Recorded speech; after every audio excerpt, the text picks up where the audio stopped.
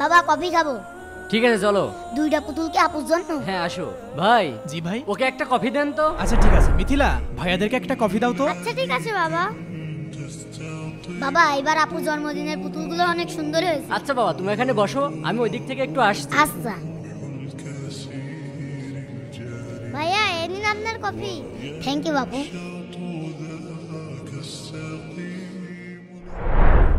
বাবা।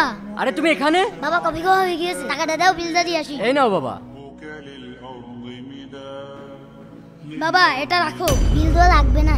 কেন কি হলো? বাবা আমি যখন বিলটা দিতে গেলাম। বাবা আজকে তো আমারও জন্মদিন, ওইরকম একটা পুতুল আমাকে কিনে দাও।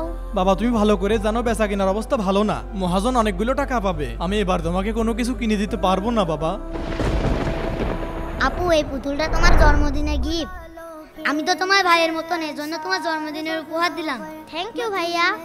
আর এই নাও তোমাদের কফির বিল। না না ভাইয়া লাগবে না, তুমি ভাইয়া হয়ে আমাকে পুতুল গিফট করেছো, আমি আপু হয়ে কিভাবে কফির বিল দেব? থ্যাংক ইউ আপু।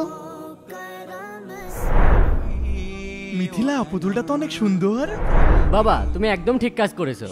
প্রিয় দর্শক এই ভিডিওতে 20,000 লাইক চাই, এখনই লাইক করুন।